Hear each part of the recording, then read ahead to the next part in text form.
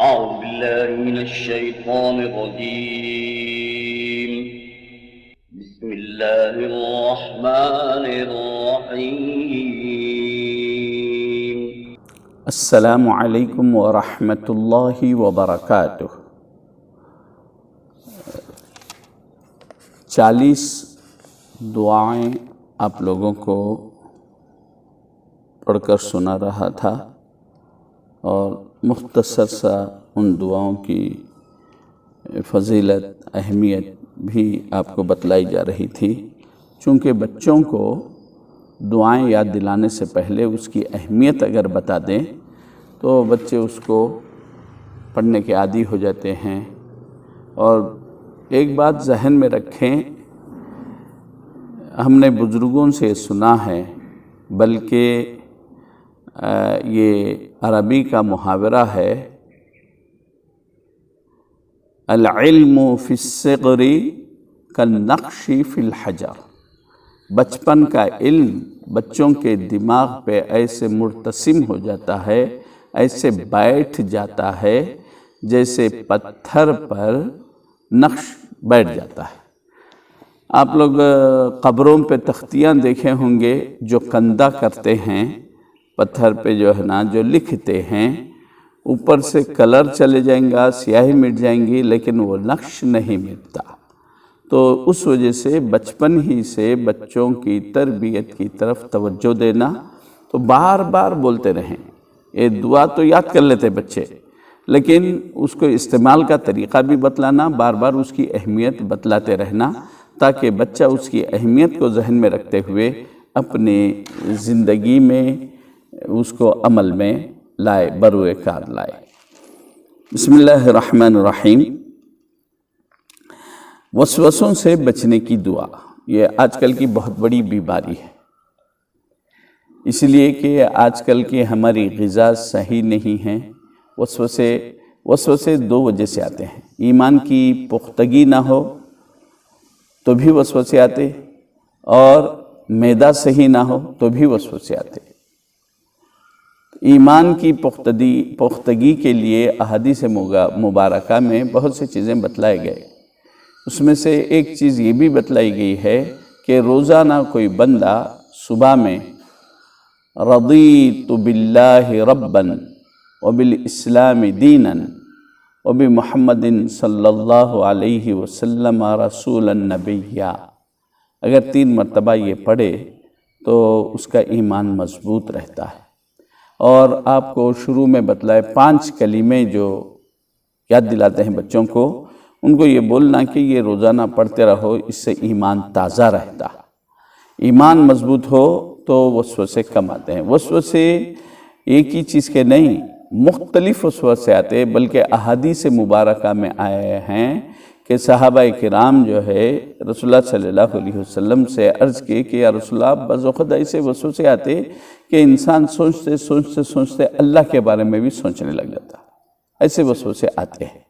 تو اس کے لیے بہترین علاج حدیث شریف میں جو بتلایا گیا، مسلم شریف کی روایت ہے یہ، کہ جب ایسے وسوسے آنے لگے تو حضور صلی اللہ علیہ وسلم ایک دعا تعلیم فرمائے، وسوسوں سے بچنے کی دعا۔ آمنت باللہ ورسلہ، میں اللہ اور اس کے رسول پر یقین رکھا، ایمان لایا، اللہ پر ایمان لایا، رسول کے بات پر یقین رکھا، رسول پر بھی ایمان لایا۔ جب یہ چیز دل میں بیٹھ جائے گی نا تو وسوسے کم ہوتے ہیں۔ وسوسے شیطان کی طرف سے آتے ہیں، خاص طور پر ایمان میں وہ خلل پیدا کرنا چاہتا ہے شیطان۔ جی، اس کے بعد ہے مصیبت کے وقت کی دعا، یعنی جب کوئی مصیبت آتی ہے، پریشانی آتی ہے، تو عموماً یہ دعا ہم جو ہے کسی کے انتقال کے وقت ہی پڑھتے ہیں، ایسا نہیں ہے، بلکہ کوئی بھی پریشانی، کوئی بھی تکلیف دینے والی چیز آپ سنیں گے، فوراً اس وقت یہ پڑھنے کی، یہ دعا پڑھنے کی تاکید ہے۔ بلکہ اگر کوئی چیز آپ کی گم گئی، کوئی بری خبر سنے، تب بھی یہ دعا پڑھنا ہے۔ انا للہ و انا الیہ راجعون، اللہم آجرنی فی مصیبتی واخلف لی خیرا منہا۔ اور خاص طور پر انا للہ و انا الیہ راجعون، یہ ہر وقت جب بھی کوئی پریشانی مصیبت آتی پڑھنا ہے۔ اور اکثر جو ہے لوگوں کو سنا ہوں پورا نہیں پڑھتے، انا للہ و انا الیہ نہیں، اس کے آگے و انا الیہ راجعون تک پورا پڑھو۔ بعض لوگ خالی انا للہ بول دیتے نہیں، جب آپ حدیثوں میں جو دعا آئی اس کے اعتبار سے آپ کو زندگی گزارنا ہے تو پورا انا للہ و انا الیہ راجعون یہ پورا پڑھیں۔ اس کے بعد بیماری سے شفا کی دعا۔ کوئی بیمار ہے، چاہتا ہے کہ بیماری سے شفا ملے، اس کی تکلیف دور ہو، نجات ملے، تو اس کے لیے چاہیے کہ یہ دعا پڑھتے رہیں۔ اللہم رب الناس اذہب البأس واشف انت الشافی لا شفاء الا شفاؤک شفاء لا یغادر سقما۔ یہ بیماری سے شفا کی دعا ہے۔ یہ پڑھنے سے اللہ تبارک و تعالیٰ اس کی برکت سے شفا عطا فرماتا ہے، اس لیے کہ پیارے آقا صلی اللہ علیہ وسلم کے زبان مبارک سے نکلی ہوئی دعا ہے، الفاظ ہیں، اس کی برکت برابر شامل حال رہتی ہے۔ اب اگر کوئی بیمار کے پاس مزاج پرسی کے لیے جائیں تو اس کے لیے حکم ہے کہ بیمار کے پیشانی پر ہاتھ رکھیں اور یہ دعا کو 7 مرتبہ پڑھیں۔ لا بأس طہور انشاء اللہ، لا بأس طہور انشاء اللہ، اس کو 7 مرتبہ پڑھنا۔ اس کے بعد پھر یہ جو چھوٹی دعا ہے، اسأل اللہ العظیم رب العرش العظیم ان یشفیک، ان یشفیک، اسأل اللہ العظیم رب العرش العظیم ان یشفیک۔ یہ پہلے جو دعا ہے لا بأس طہور انشاء اللہ، پہلی یہ پڑھنا، یہ پڑھ کر نیچے کی دعا پڑھنا۔ اب موجودہ زمانے میں جو بیماریاں آ گئے ہیں، جو وائرس ہے، اس میں ہاتھ لگانے نہیں دے رہے، تو اس وقت میں قریب میں جا کر بیمار کو سنیائے جیسا یہ دعا پڑھ سکتے ہیں۔ 7 مرتبہ یہ دعا پڑھ کر نیچے کی دعا بھی پڑھیں، اس سے بھی برابر جو ہے فائدہ ہوتا ہے۔ احادیث مبارکہ میں ہیں کہ اگر بیمار کے پاس جاؤ تو اس کو دلاسا، تسلی دو۔ اگر وہ مرنے کے بھی قریب ہے، نزع کے سکرات کے حالت میں بھی ہے، تب بھی اس کے لیے دعا کرنا ہے اور اس کو تسلی دینا ہے، انشاءاللہ تم اچھے ہو جاتے، پریشان مت ہو، گھبرانا نہیں، انشاءاللہ اچھے ہو جاتے۔ تو آپ کی تسلی سے، آپ کے ان الفاظ سے اس کو دل کو سکون ملتا ہے اور پریشانی گھٹتی ہے۔ موت کا وقت تو مقرر ہے، موت جب آنے والی ہے، جب آتی ہے، لیکن سنت طریقے سے عیادت کریں تو عیادت کرنے والے کو بھی ثواب ملتا ہے۔ بسم اللہ۔ جب کوئی اچھی چیز دیکھے تو یہ دعا پڑھیں، الحمدللہ الذی بنعمتہ تتم الصالحات۔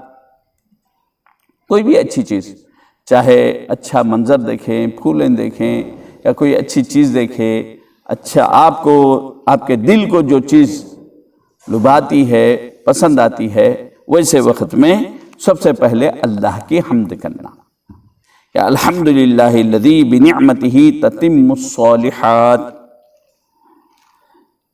حاضرین کرام، عموماً جو ہے یہ مجلس کا کفارہ بتلا رہے ہیں۔ مجلس میں ہم بیٹھتے ہیں تو مختلف باتیں ہوتے ہیں، اچھے بھی ہوتے ہیں، خراب بھی ہوتے ہیں، بعض وقت غیر محسوس طریقے سے کسی کی غیبت بھی ہو جاتی ہے، بہرحال اچھائیوں کے ساتھ برائیاں بھی آ جاتی ہیں، تو اس وجہ سے یہ کلمات سے مجلس کو ختم کریں تو وہ مجلس میں جو غلط باتیں ہو گئے، جو نہیں بولنے کی باتیں بول دیے تو اس کا کفارہ ہو جاتا ہے. کیا ہے؟ استغفر اللہ واتوب الیک، استغفرک واتوب الیک، استغفرک واتوب الیک، یہ مجلس کا کفارہ ہے. تیسرا کلمہ بھی چاہے تو پڑھ سکتے ہیں، پڑھ کر استغفرک واتوب الیک کہہ سکتے ہیں. بازار کو جاتے وقت کی دعا. محترم اساتذہ کرام، اللہ کے نبی صلی اللہ علیہ وسلم کا ارشاد مبارک ہے، سب سے بہتر جگہ اللہ کا گھر ہے اور سب سے بری جگہ بازار. تو بازار ضرورت پر ہی جانا، ضرورت نہ ہو تو نہیں جانا. اور جب ضرورتاً جاتے ہیں تو ضرورت ہو گئی نکل کر آ جانا. تماشا دیکھ لیتے ہوئے پورا جو ہے نا ادھر کر لیتے ہوئے، جیسا کہ ہمارے حیدرآباد میں رواج ہے کہ کوئی چیز لینا ہوتا تو ایک جو ہے نا عورت کچھ کپڑے خریدنا ہے تو اپنے ساتھ 4-6 عورتوں کو لے کے جاتی. نہیں، ضرورت کے حد تک آپ پسند، ٹھیک ہے آپ کو کوئی چیز سمجھ میں نہیں آتی، مسئلہ ہو جاتا ہے، اچھے برے کی تمیز نہیں کر سکتے، یا کلر منتخب کرنے میں آپ کو یہ ہوتا، تو ٹھیک ہے آپ جن کو بڑے بناتے ہیں یا جن کی پسند اچھی ہے ویسوں کو ایک کو لے کے جاؤ، چیز لا لو. اور چیز لے لیے، اب وہاں پر اکثر یہ ماحول بنا لیے ہم لوگ، بازار میں گئے، اب وہاں پر کچھ تو بھی کھانے کو مل گیا، روڈ پہ ٹھہر کے کھا رہے ہیں. تو اس میں کئی حدیثوں کی مخالفت ہو رہی. ایک تو بازار میں کھانے سے روکا گیا، اس حدیث کی خلاف ورزی ہو رہی. دوسرا، لوگوں کو بتاتے ہوئے مختلف چیزیں جو ہے نا بازار میں کھانے سے روکا گیا ہے، اور خاص طور پر عورتیں جو ہے نا اس قسم کی حرکتیں کرنا بہت بری بات ہے، اس لیے کہ چہرہ کھل جاتا، کشف عورت ہو جاتا، مختلف چیزیں ہو جاتے ہیں. اس وجہ سے ضرورتاً اگر گئے تو جاؤ، اپنی ضرورت پوری کرو، فوری اپنے گھروں کو آ جاؤ.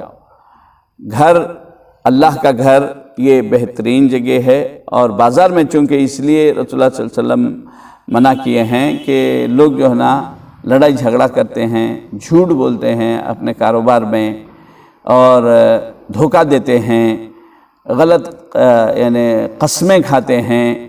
تو اس وجہ سے بازار سے منع کیا گیا. ورنہ آپ کاروبار کر رہے ہیں، دھوکہ نہیں دے رہے ہیں، سچ بتا رہے ہیں، اور جو چیز بول رہے ہیں وہی دے رہے ہیں، صحیح ناپ رہے ہیں، تول رہے ہیں، آپ بالکل جو ہے نا شریعت کے احکامات کے مطابق کاروبار کر رہے ہیں، تو آپ یعنی بیچنے والوں کے لیے، کاروبار کرنے والوں کے لیے بشارتیں بھی ہیں. تو یہ دونوں چیزیں ہیں. تو بازار جب جاتے ہیں تو یہ دعا پڑھ کر جانے سے اللہ تبارک و تعالیٰ اس کی برکت سے ہم کو گناہ سے محفوظ رکھتا ہے. لا الہ الا اللہ وحدہ لا شریک لہ، لہ الملک ولہ الحمد یحیی ویمیت بیدہ الخیر وہو علی کل شیء قدیر. یہ چوتھا کلمہ ہے، اور یہ جو ہے نا احادیث میں آئے سو دعا ہے. یہ ترمذی شریف کی روایت ہے. تو یہ چوتھا کلمہ یہ پڑھ کر اگر بازار جائیں تو بہتر ہے. دعاؤں کا اختتام عمل میں آ رہا ہے. دونوں جہاں میں ترقی کی دعا، یعنی آپ یہ دعائیں، احادیث، یہ سب جو پڑھ رہے ہیں، دنیا میں بھی بھلائی کے لیے، آخرت میں بھی بھلائی کے لیے. دنیا بھی انسان کے لیے ضروری ہے، حلال کے طریقے سے دنیا کو کمانے کا حکم ہے. بلکہ ہم جو روزانہ دعا کرتے کیا، ربنا آتنا فی الدنیا حسنہ وفی الآخرۃ حسنہ، دنیا میں بھلائی عطا فرما اور آخرت میں بھی بھلائی عطا فرما. پہلے دنیا پھر آخرت. یہ الدنیا مزرعۃ الآخرہ ہے، دنیا میں کرنا ہے آخرت کے لیے. تو دونوں جہاں میں بھلائی کے لیے اور دونوں جہاں کی ترقی کے لیے دعا ہے. اللہم اصلح لی دینی الذی هو عصمت امری واصلح لی دنیای التی فیہا معاشی واصلح لی آخرتی التی فیہا معادی واجعل الحیات زیادۃ لی فی کل خیر واجعل الموت راحۃ لی من کل شر۔ یہ دعا یاد کر لیجئے، اگر یاد نہیں ہے تو کتاب دیکھ کر بھی پڑھ لے سکتے ہیں، روزانہ ایک آدھ مرتبہ پڑھ لیں تو یہ بہتر ہے۔ وصلی اللہ تعالی وسلم علی خیر خلقہ وعلی آلہ واصحابہ اجمعین والحمد للہ رب العالمین۔